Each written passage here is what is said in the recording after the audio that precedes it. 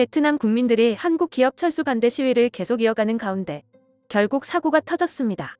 베트남 정부는 베트남 국민들의 시위를 잠재울 생각을 하지 않고 오히려 군사력을 동원한 강경 대응을 지속해왔기 때문인데요. 결국 한국인들을 향한 혐한 감정으로 번지기 시작했습니다.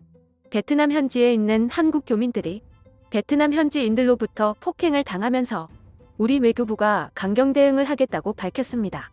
베트남 현지의 우리 교민들 피해는 심각한 상황입니다. 나사태를 방불케 할 정도로 폭행 시위가 크게 번지고 있는 것입니다. 우리 교민들 중에선 베트남 현지인들의 폭행으로 중상을 입고 병원에서 치료를 받고 있는 사람들도 있는 것으로 전해졌습니다. 현지 교민회에서는 베트남 현지에서 삶을 이어가는 것이 더 이상 불가능하다. 정부의 송환 조치가 필요하다며 긴급 SOS를 보내오기도 했습니다. 더 웃긴 건 베트남 정부의 대응입니다. 베트남 정부는 현재 군사 및 경찰 인원이 제한적이라는 이유로 정부 청사 주변만 대응을 이어가고 있습니다. 다른 지역들은 방관하고 있을 뿐이라는 겁니다. 정부 청사 주변으로는 무장을 한 군인들이 성벽을 이루고 있습니다. 이 때문에 정부 청사로 시위대가 진입하는 건 불가능합니다. 다른 지역에 분산하여 배치해야 하는데 정부 청사와 총리만 지키기 위해서 정부 청사에만 군사와 경찰 인력을 몰아버린 것입니다.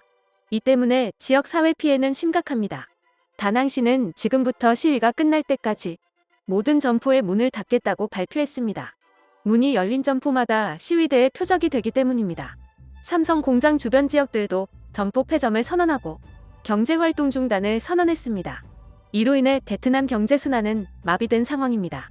경제 전문가들에 따르면 베트남의 경제활동이 중단되면서 베트남 현지 기업들도 도산 위기에 놓였다고 합니다. 실제로 이번 달 매출 전망은 전년 대비 70% 이상 감소할 거라고 합니다.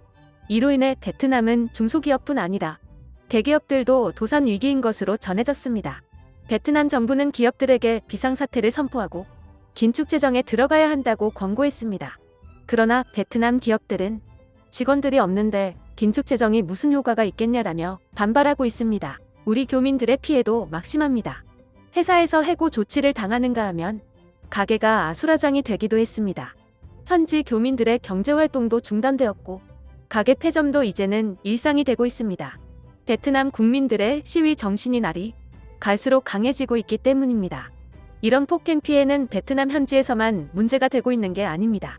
인천공항으로 입국한 베트남 국민이 우리 공항 직원에게 침을 뱉고 욕설을 한 사실도 최근 확인됐습니다. 우리 국민들의 피해가 계속되자 결국 외교부가 특단의 조치를 내렸습니다. 우리 외교부는 성명 발표를 통해 더 이상 베트남의 만행을 바라만 보고 있을 수는 없다고 밝혔습니다. 외교부는 당장 베트남 현지 교민들을 송환할 계획이라고 합니다. 더 이상 베트남은 쳐다도 보지 않겠다는 겁니다. 베트남에는 그 어떠한 이익도 안겨주지 않을 예정입니다.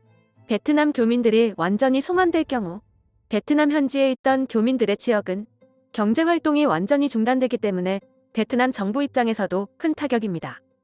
가뜩이나 비상사태인 상황에 베트남 정부가 경제활동을 회복시킬 기회마저 줄어드는 것이기 때문입니다. 우리 기업들의 베트남 투자도 전면 금지시킬 방침입니다.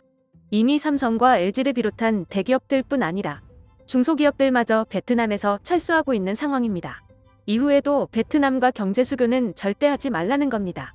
외교부는 베트남과 예정되어 있던 회담을 전면 철회하고 경제 관련 협력도 모두 철회한다고 밝혔습니다.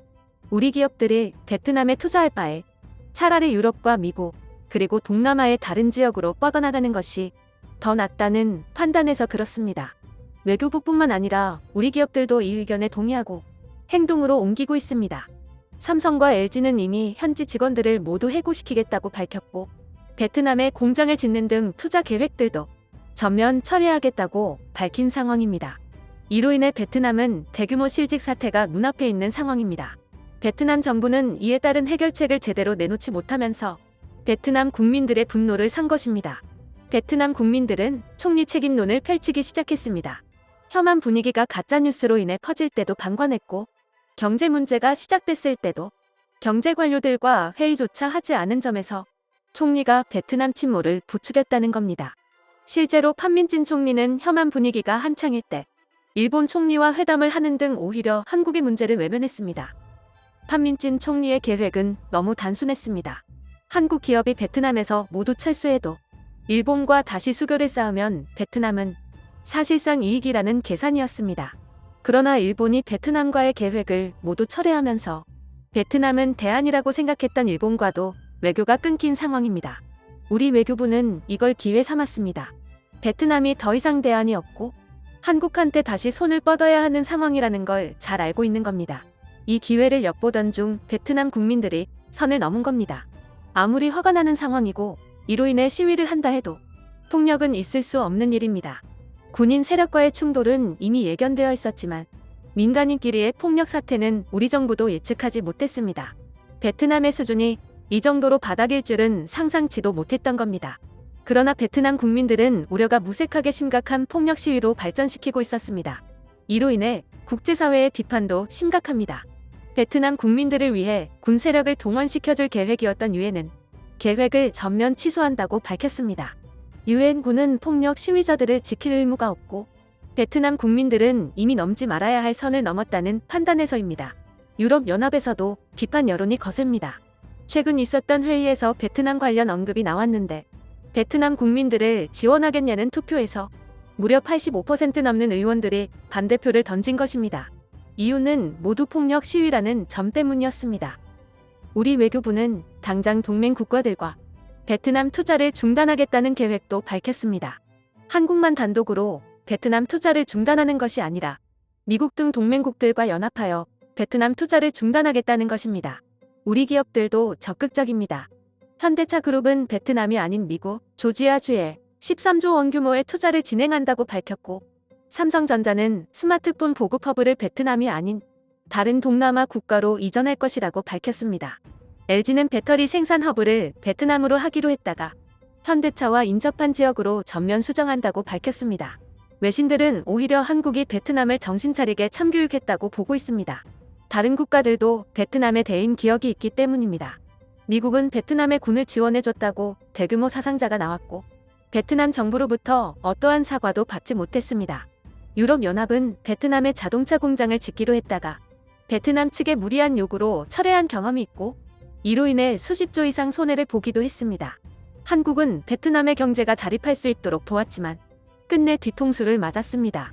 모든 나라가 베트남과 어떻게 손절할지 언제 복수할지 간을 보고 있던 와중에 베트남이 한국을 건드리면서 베트남의 몰락이 본격화했다는 겁니다. 한국 외교부가 베트남과의 손절을 발표하면서 다른 국가들도 줄줄이 탈 베트남을 외치기 시작했습니다. 당장 베트남 총리는 예정되어 있던 모든 회담이 중단됐습니다.